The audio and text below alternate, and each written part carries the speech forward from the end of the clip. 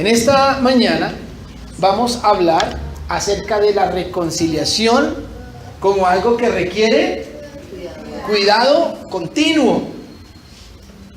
Ese es el tema de hoy. La reconciliación requiere cuidado continuo. Esto es una realidad y aunque hemos venido hablando específicamente de la reconciliación con Dios en estos días que hemos hablado del tiempo como que se acaba, hemos hablado de la reconciliación con Dios. Sin embargo, hemos venido haciendo insistencia en que cuando hablamos de reconciliación con Dios, siempre tiene implicaciones con los demás también. Entonces, reconciliación con Dios, es decir, en el sentido vertical, siempre va a tener implicaciones o consecuencias en el sentido horizontal, en las relaciones interpersonales, sociales, familiares, ¿verdad? Así que esta afirmación aplica a los dos sentidos. La reconciliación con Dios requiere cuidado. Y por lo tanto, la reconciliación con los demás requiere cuidado también. Para poner un ejemplo, si un matrimonio, una pareja, tiene algún conflicto que llega a resquebrajar su relación o a romperla incluso, y llegan a tener una experiencia de reconciliación, no es simplemente decir, ya, nos reconciliamos, nos abrazamos, nos perdonamos, borrón y cuenta nueva, sino que si no están pendientes, lubricando esa relación, cuidándola, haciéndole mantenimiento, pues en cualquier momento una herida puede volver a abrirse, ¿cierto? Un resentimiento puede salir a flote nuevamente. Y por lo tanto, esa relación que pasó por esa crisis debe tener su mantenimiento. Vamos a hablar de la carta a los Hebreos. Cuando usted escucha la palabra Hebreos, el libro de Hebreos, la carta a los Hebreos, ¿qué viene a su mente? La fe. ¿Cómo? La fe. La fe. ¿No? La fe. Porque eso, Hebreos contiene un capítulo especial, el más extenso, que habla acerca de la fe. ¿Qué más? ¿A otro le viene otra cosa de Hebreos? Los ojos puestos en Jesús. Los ojos puestos en Jesús, por ejemplo, una expresión espectacular de Hebreos, del mismo capítulo, ¿cierto? Que no O se del conoce capítulo. el escritor. ¿Perdón? Que no se sabe del escritor. Bueno, pero eso no es un texto. Pero sí, pero viene a la mente que Hebreos es un libro que no hay seguridad o claridad sobre quién lo escribió. Bueno, en esta mañana vamos a salir de aquí todos con algo de Hebreos memorizado. Hoy vamos a memorizar Biblia. Vamos a hacer hoy una clase de escuelera. Vamos a memorizar en esta mañana. Pero vamos a ver Hebreos como una carta de advertencia. Y en ese sentido, quiero anunciarles que vamos a tocar un tema nada agradable. Si usted venía emocionado a escuchar algo agradable, lamento desilusionar. Pero ojalá que ninguno se vaya a poner de pie y a irse. Eso espero. Porque vamos a hablar de advertencia y las advertencias no son agradables. Aquí hay bastantes jóvenes, adolescentes y los adultos pues deben acordarse todavía. Cuando los padres le hacen a uno advertencias, ¿cómo se pone uno? No es muy agradable, ¿cierto? Incluso cómo pone la cara ese papá, esa mamá cuando hace una advertencia también. ¿Cuál es la parte del cuerpo que suele utilizarse cuando se va a colocar una advertencia? La mano. ¿La mano? ¿Toda? O el dedo. Ojo. Te lo dije, ¿cierto? Entonces, y cuando a uno le hacen así, uno como que trata de esquivar porque parece como que le estuvieran disparando. Pues, al mirar Hebreos como una carta de advertencia, estamos viendo como a Dios diciendo, pilas, ¿no? Algunos hacen así. Y lo que vamos a hacer es seleccionar algunos textos de Hebreos, algunos versículos que nos hacen advertencias y que nos ponen a pensar acerca de esta afirmación. La reconciliación requiere cuidado continuo. Así que simplemente arranquemos a mirar algunas de esas advertencias y vamos a comenzar por el capítulo 2 capítulo 2 de Hebreos, los primeros versículos, dice así: por tanto, es necesario que con más diligencia atendamos a las cosas que hemos oído, no sea que nos deslicemos. Porque si la palabra dicha por medio de los ángeles fue firme, y toda transgresión y desobediencia recibió su justa retribución, ¿cómo escaparemos nosotros si descuidamos una salvación tan grande? En primer lugar dice, es necesario que con más diligencia atendamos las cosas que hemos oído, no sea que ¿qué? Es decir, que es posible deslizarse de lo que hemos creído. Qué peligro, qué peligro. Deslizarnos. No vamos hoy a meternos en temas controversiales teológicamente hablando, porque aquí saltan a relucir aquellas preguntas de si la salvación se pierde, si los votos de Dios o el llamamiento de Dios es irrevocable y todas esas cosas, y nos podríamos meter en un tema teológico profundo. No quiero que hablemos de eso. Quiero que recordemos que la reconciliación requiere cuidado continuo. Y aquí nos está hablando de un peligro de deslizarse de las cosas que hemos oído. Después de haber creído, volver atrás. Y entonces dice, la advertencia aquí desagradable: si la palabra dicha por medio de los ángeles fue firme, ¿a qué se puede estar refiriendo? ¿Cuál es la palabra dicha por medio de los ángeles? Y fue firme.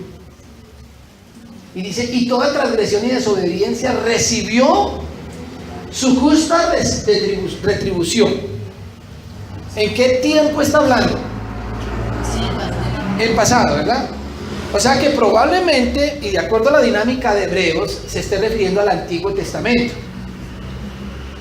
Tal parece que hace referencia a que en el Antiguo Testamento algunos mensajes que fueron enviados por medio de ángeles y que no fueron atendidos, la gente recibió su justa retribución. Ejemplo, Sodoma y Gomorra. fácil recordarse. Sodoma y Gomorra. Ángeles fueron enviados. Y hasta la última desobediente, que fue la esposa de Lot, miró hacia atrás y se perdió. Y entonces dice el texto, si ese mensaje de ángeles recibió su justa retribución, viene la pregunta: ¿cómo escaparemos nosotros si descuidamos una salvación tan grande? Una pregunta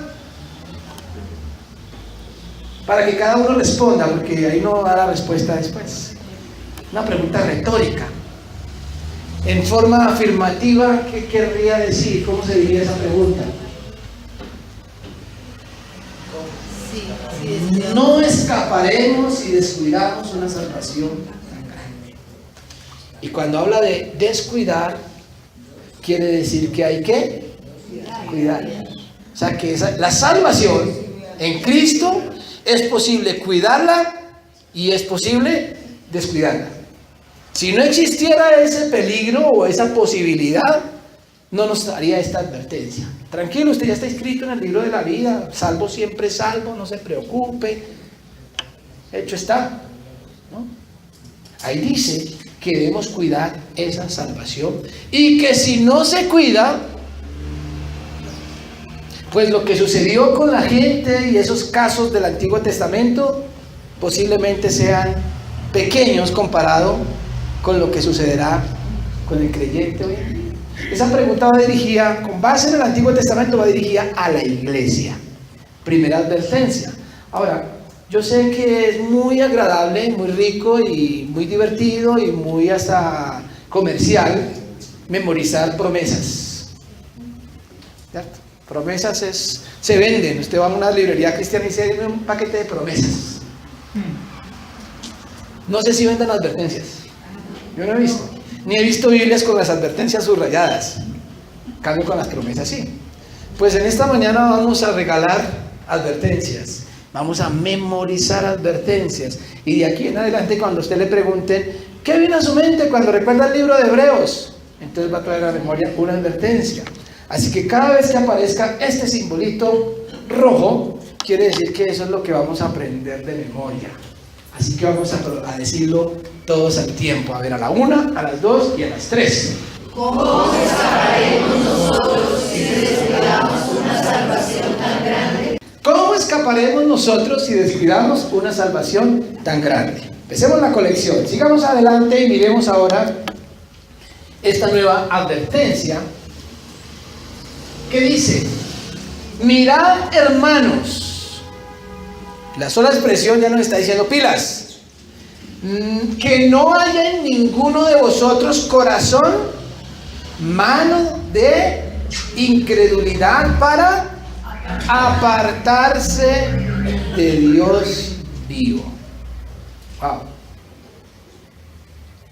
Antes exhortados los unos a los otros cada día, entre tanto que se dice hoy, para que ninguno de vosotros se endurezca por el engaño del pecado.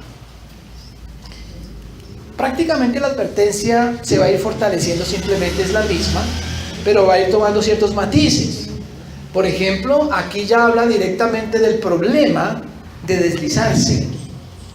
Y ese desliz o ese volver, ese caer, está relacionado con un corazón malo, incrédulo y que lo lleva a apartarse de Dios. Aquí el problema básicamente es el de romper la relación con Dios.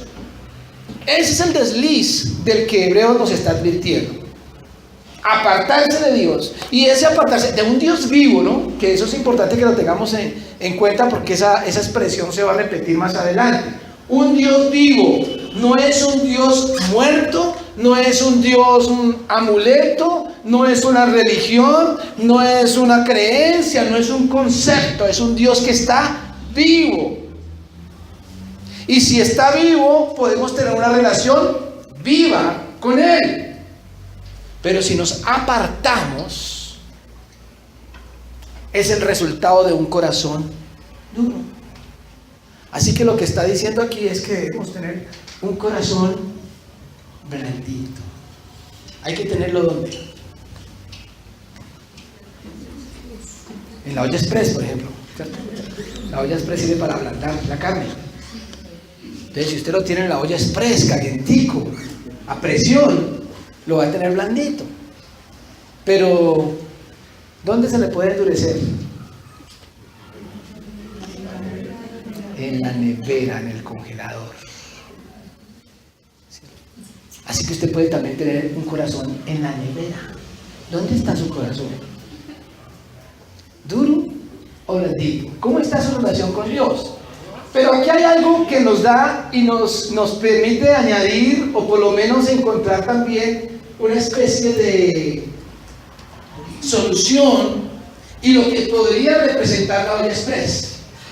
Y es: antes exhortados, ¿qué?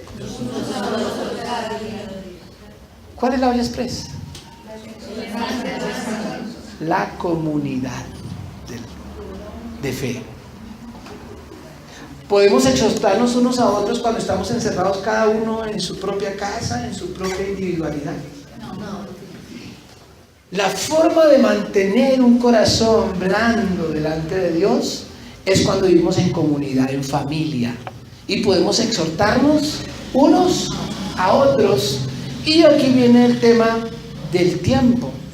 Dice: entre tanto que se diga. ¿Qué significa esa expresión? Ahora que estamos a tiempo, porque va a haber un día que es demasiado tarde. Hay un mañana, un demasiado tarde, que hemos venido hablando en los últimos domingos acerca de eso.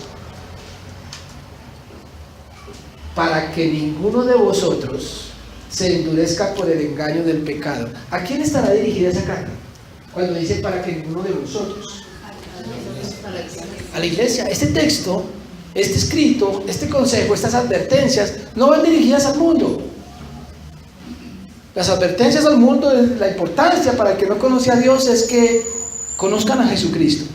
Pero aquí tal parece que se está refiriendo a aquel que ya conoce y le está diciendo para que ninguno de vosotros se endurezca. El peligro de endurecerse quiere decir que antes estaba blandito. Hay que mantenerlo así. ¿Y cómo se endurece? Por el engaño del pecado. El pecado engaña, el pecado endurece, el pecado es la nevera que endurece el corazón y la comunidad es la olla express. Están los dos elementos ahí. Y se va como tomando forma la advertencia, si no decimos que es una advertencia más. Así que vamos a mirar si aquí hay algo que memorizar. Número 2. ¿Qué dice?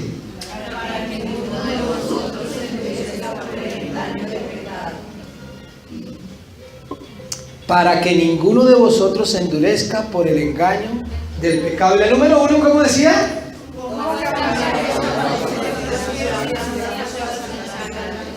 ¿Qué?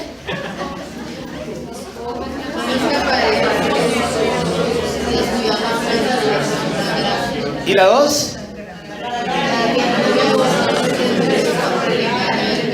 Muy bien. Sigamos adelante. Más adelante dice, porque es imposible que los que una vez, hagamos una lista aquí, fueron iluminados. Número 2, gustaron del don celestial. ¿Cuál es el don celestial? Número 3, fueron hechos partícipes del Espíritu Santo, es decir, que su cuerpo fue el templo del Espíritu Santo. Número 4, gustaron de la buena palabra de Dios. Número 5, gustaron de los poderes del siglo venidero. Miren todo lo que tenían. Y dice, y recayeron. Es posible que alguien que haya sido iluminado, que haya recibido el don de la salvación, que haya sido su cuerpo templo del Espíritu Santo, que haya gustado de la buena palabra de Dios, que haya gustado de los poderes del siglo venidero, recaiga. Pues si ahí lo plantea, es porque es una posibilidad latente. Latente. Pero ¿qué es lo que dice el texto? Volviendo al comienzo, porque es imposible que ellos sean otra vez renovados para arrepentimiento, crucificando de nuevo para sí mismos al Hijo de Dios y exponiéndole al vituperio. ¿Qué sienten con esa advertencia? ¿No asusta? Porque pareciera que no tenemos derecho A una segunda. O sea, a una segunda. Asusta.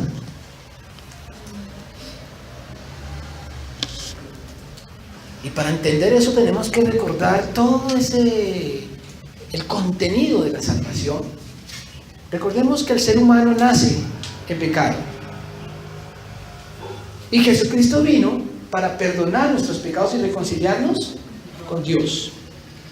Cuando Él estaba en la cruz, dando su vida por nosotros, algunos representantes nuestros lo estaban clavando, martirizando, torturando, vituperando, injuriando, y Él con sus brazos clavados solamente dijo: Padre, perdónalos porque no saben lo que hacen.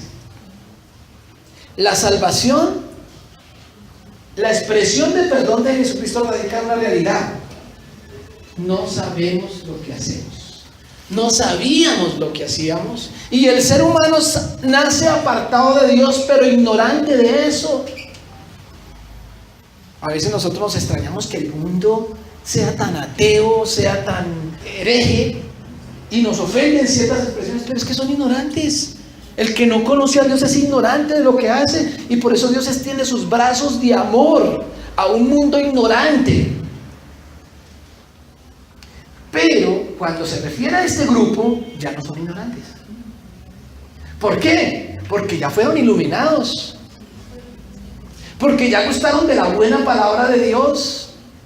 Porque ya fueron beneficiarios de tener en su cuerpo el Espíritu Santo. Cuando una persona que ha sido transformada realmente por Dios y ha gozado de la presencia del Espíritu Santo en su vida y vuelve atrás, ya no lo hace por ignorancia. Y tal vez eso explica la razón por la cual ya no hay oportunidad de renovación para el arrepentimiento. ¿Y qué es el arrepentimiento según lo que hemos estado estudiando todo el año? ¿Para qué necesitamos el arrepentimiento? Para esa reconciliación. Sin arrepentimiento no hay reconciliación. Pero aquí está describiendo una situación muy triste. Volver atrás después de haber conocido a Dios. ¿Y por qué ya no hay oportunidad? Porque esa persona, dice aquí, está crucificando de nuevo, pero ahora conscientemente. Yo no sé si usted estará allí sentado diciendo, ¿yo habré hecho eso? Pues no quiero quitarles el miedo, porque es que la idea hoy es meter miedo. Pero sí quiero aclarar algo. Aquí está hablando de recaer de la condición de hijo de Dios. Es de recaer de una relación con Dios. Es de echar a la basura una relación establecida con Dios. Hay dos situaciones en las cuales no aplica lo que estamos hablando aquí. Número uno, aquí no está hablando del hecho de una persona que en su proceso de aprendizaje, de crecimiento, de maduración, eventualmente se equivoque, eventualmente caiga en alguna práctica pecaminosa, para lo cual aplica 1 de Juan 1:9 cuando dice: si confesamos nuestros pecados, Él es fiel y justo para perdonarnos y limpiarnos de toda maldad. Noten que allí 1 de Juan habla de la confesión para perdón, pero no habla de arrepentimiento, porque es que el arrepentimiento es cuando yo me vuelvo de una vida sin Dios a una relación con Dios. Y cuando estoy en ese camino de la relación con Dios, eventualmente me puedo equivocar, y entonces la confesión y ponerme de acuerdo con Dios me permite descansar de esa equivocación. Pero aquí está hablando de alguien que, habiéndose vuelto del pecado, habiendo estado en una condición de libertad del pecado, decide romper de nuevo esa relación con Dios y decide: ya no quiero saber nada más de ti. Y vuelve atrás. Incluso muchos, después de haber recibido estas cosas, eso es mucho poder. Incluso muchos de ellos usan lo que recibieron para su propio beneficio. Falsos profetas, apóstatas, personas que echan a la basura su relación con Dios. No estamos hablando de simplemente un enfriamiento temporal o un pecado pasajero. Estamos hablando de un volverse atrás. Porque la verdad es que alguien que verdaderamente haya conocido a Dios, es muy raro que vuelva atrás. Por eso quiero mencionar el segundo caso en el que no se aplica este concepto. Y estoy hablando de aquellos que han conocido una religión y se vuelven atrás. Porque es que conocer una religión no significa conocer a Dios. Y de esos hay muchos. Hay muchas personas que llegan a conocer el cristianismo, una religión, una iglesia, un ritual, una práctica. Y pueden practicar los ritos que sean, llámese bautismo, llámese primera comunión, llámese diezmo, llámese como se llame. Lo practicaron por X tiempo. Pero como era simplemente una religión, se vuelven atrás. No aplica esto, porque no conocieron a Dios. No fueron iluminados, ni recibieron el don celestial, no, toda esta lista que está acá. Simplemente iban a una iglesia. Entonces esa persona todavía sigue en la ignorancia y por lo tanto todavía es beneficiario y objeto de una renovación para arrepentimiento. Pero el peligro aquí es, conociendo a Dios, volver atrás. La advertencia. No dejando de congregarnos, como algunos tienen por costumbre, sino exhortándonos, y tanto más cuando veis que aquel día se acerca. ¿Habían escuchado esa? Esa es conocida, ¿cierto? Esa es conocida. De pronto, algunos al recordar Hebreos recuerdan esa, porque esa es muy, muy nombrada. Lo que no sé es si se habían dado cuenta el contexto donde está dicho. Porque nos aprendemos esos dos primeros renglones, o de pronto hasta el tercero, ¿cierto? Y tanto más cuando veis que aquel día se acerca, hasta ahí. Pero a veces no nos damos cuenta que eso está incrustado en medio de una advertencia más. Porque miren lo que dice después. Porque si pecaremos voluntariamente, después de haber recibido el conocimiento de la verdad, es decir, que ya no somos ignorantes, ya no queda más sacrificio por los pecados, sino una horrenda expectación de juicio y de hervor de fuego que ha de devorar a los adversarios. Se está poniendo cada vez más complicadas las expresiones que se utilizan, ¿cierto? Cada vez como más duro. ¿Cómo te sientes? Si pecaremos voluntariamente, ¿qué significa eso?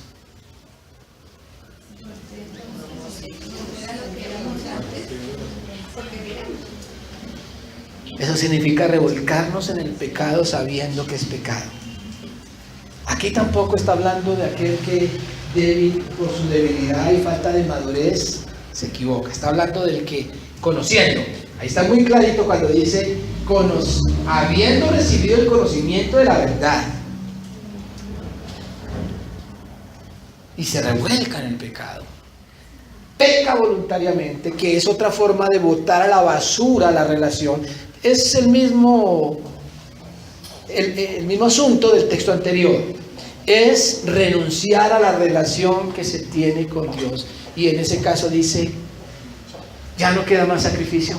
El sacrificio ya se hizo una sola vez. Y cada uno es beneficiario una sola vez. A Cristo no lo podemos estar crucificando. Y dice, solo queda una horrenda expectación de juicio y de hervor de fuego que ha de devorar a los adversarios. Es en ese contexto de advertencia que está el consejo que todos conocemos de memoria, no dejando de congregarnos como algunos tienen por costumbre, sino exhortándonos. Insiste entonces en lo que veníamos hablando de la importancia de la comunidad. El congregarnos y el mantenernos en familia de la fe no es simplemente una costumbre religiosa de cada 8 días como para cumplir o acallar la conciencia. Hay una tarea que cumplir. ¿Cuál es? Exhortarnos unos a otros, ayudarnos unos a otros, porque esa comunión nos permite mantenernos frescos en nuestra relación con Dios. Compartir con la familia de la fe nos permite mantener nuestro corazón con Dios. Cuando nos apartamos, cuando estamos separados, entonces caemos en enfriamiento, caemos en la nevera. El diablo, cuando te quiere agarrar a solas y atacarte, te corta los medios de comunicación con Dios y con la familia de la fe. Y la iglesia se convierte en nuestro refugio de amor, literalmente, para mantener esa relación con Dios. No dejando de congregarnos como algunos tienen por costumbre, sino exhortándonos. No olvide eso. Como Hebreos viene haciendo una comparación constante, como decía mi hermano, entre el Antiguo y el Nuevo Testamento, aquí hace una referencia al Antiguo y dice, el que viola la ley de Moisés, o el que violaba la ley de Moisés, digamos lo que quiere decir allí, por el testimonio de 2 o 3 testigos, muere irremisiblemente. ¿A qué está haciendo referencia? Que en el antiguo pacto, en el antiguo Israel, tenía la ley de Moisés como su constitución política. Y si alguien fallaba en algo, entonces venían los testigos y lo comunicaban a los ancianos. ¿Y qué hacían? Lo mataban, lo apedreaban. Lo apedreaban. A veces esos testigos eran los mismos de la casa. Porque, por ejemplo, si el delito era ser rebelde, en caso de un hijo rebelde, los que daban el testimonio eran los padres. Este hijo me salió rebelde, dice, tráigalo para acá. Y llamaban a todos los muchachos, a todos los adolescentes, para que aprendan lo que se hace con los hijos rebeldes. Lo mataban a piedra. Pues no cumple la ley de Moisés. Y entonces dice, si eso pasaba como Moisés, dice la pregunta, otra pregunta retórica, ¿cuánto mayor castigo pensáis que merecerá el que pisoteare, no la ley de Moisés, sino al mismo Hijo de Dios, y tuviere por inmunda la sangre del pacto, en la cual fue santificado, e hiciere afrenta al Espíritu de gracia? ¿Y cuál sería la respuesta? ¿Cuánto mayor castigo pensáis que merecerá? Si lo comparamos con la lapidación, no es otra cosa que decir, se merece el peor de los castigos. Advertencia.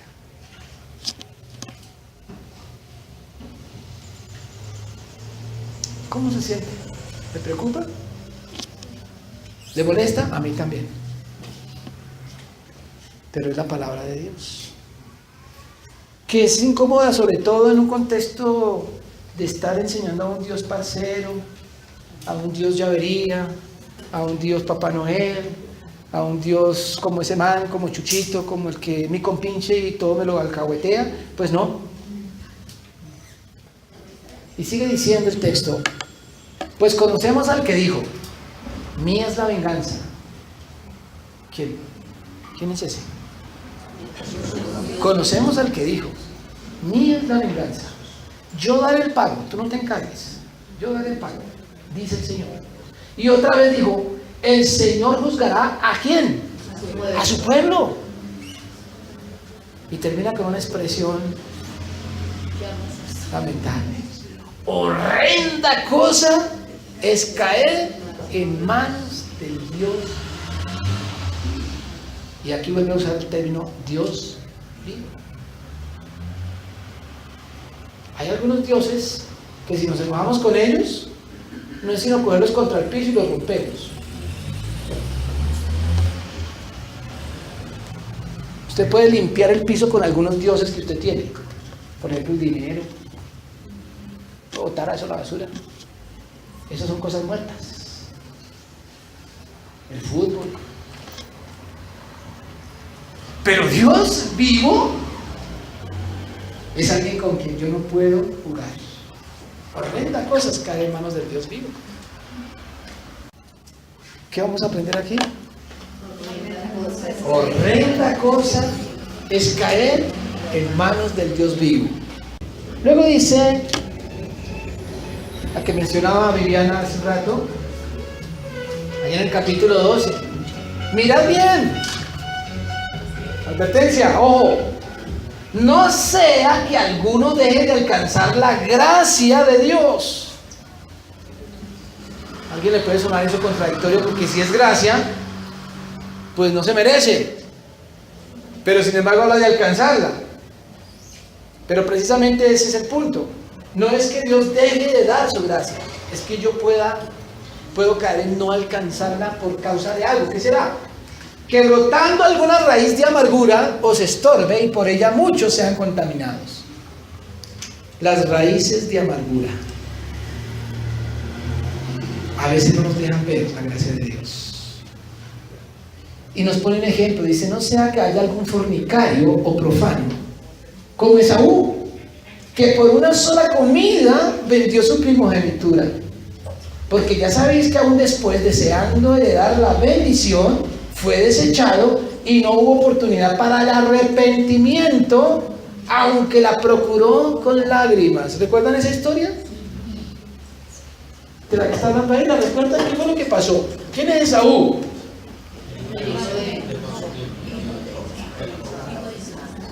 Jacob, Esaú, hijo de Isaac. ¿Pero qué hijo de Isaac era Esaú? El mayor, el primogénito. Y en ese contexto, esa primogenitura era algo supremamente valioso. Era una relación, pero que era mejor que cualquier otro hijo.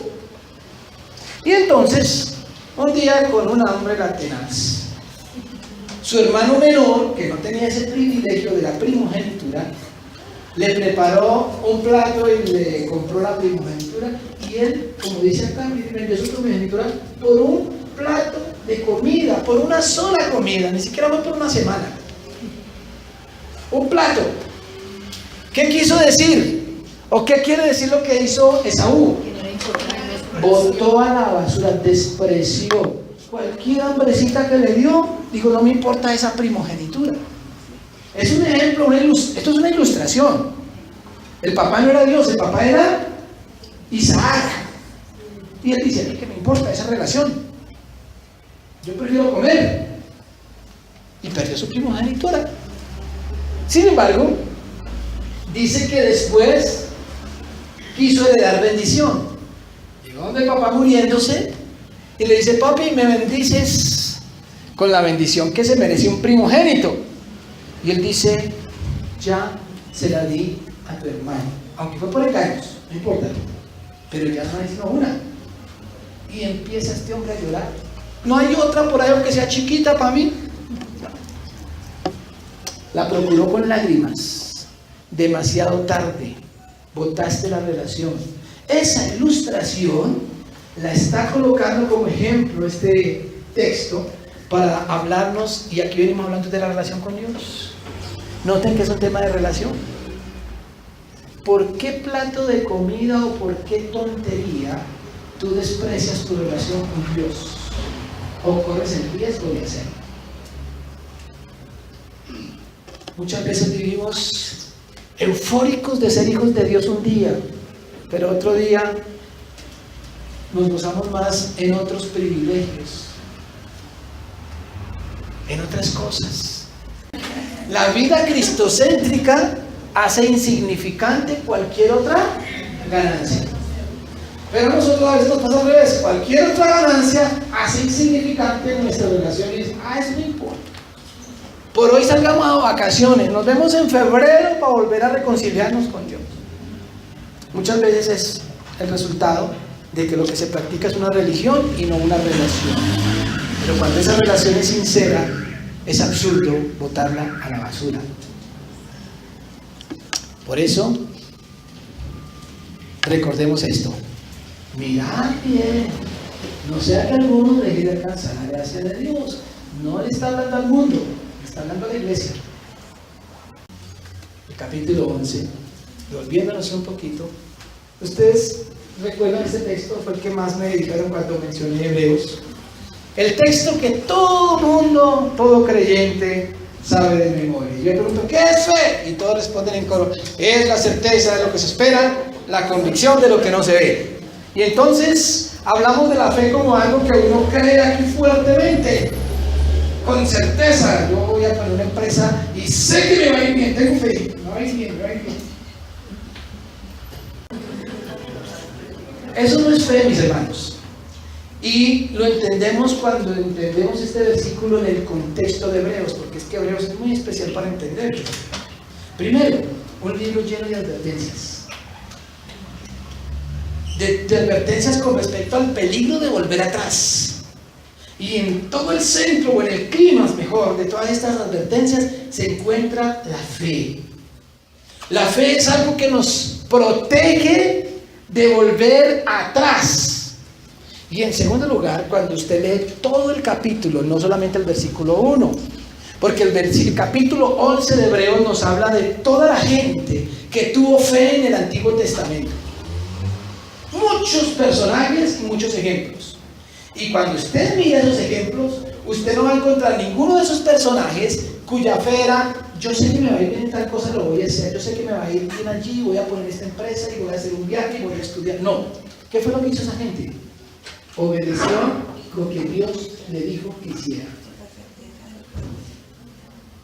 sin saber qué iba a implicar lo que iban a hacer. Lo hicieron simplemente porque Dios se lo dijo, no porque ellos se propusieron en su corazón: yo voy a hacer tal cosa. No, cada una de estas personas se dedicó a obedecer a Dios sin tener certeza de lo que se esperaba. Es más, si terminan de leer eso, se lo dejo de tarea, leer todo el capítulo 11, al finalizar el libro, dice que todos murieron sin alcanzar lo prometido. O sea que no alcanzaron a ver el cumplimiento de las cosas, pero ¿qué hicieron? Murieron obedeciendo a Dios. Y por otro lado dice que a la mitad de ellos les fue bien. Sacaron corriendo ejércitos, taparon bocas de leones, hicieron cosas maravillosas. Pero a otra mitad les fue mal. Los mataron, los torturaron, les quitaron la cabeza, los quemaron. Es decir, que tampoco la fe es que a uno le vaya bien.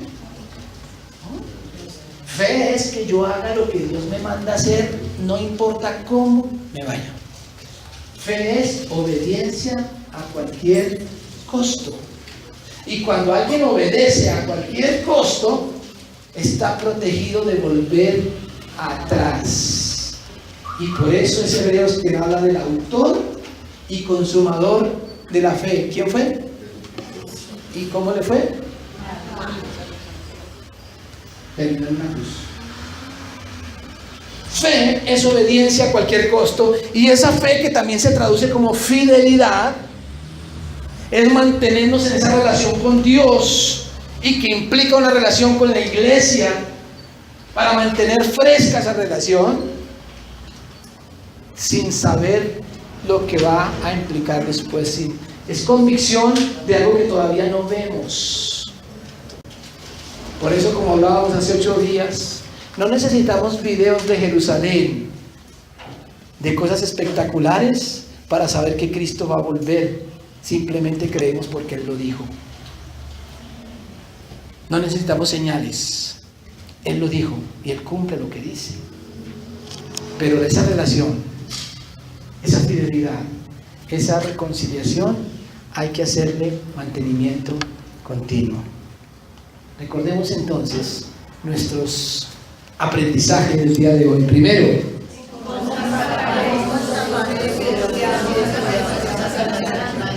segunda,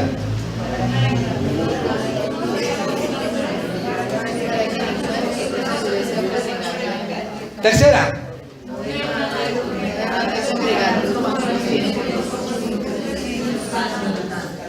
cuarta,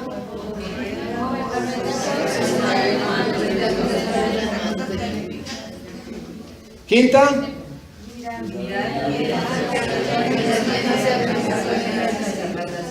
seis,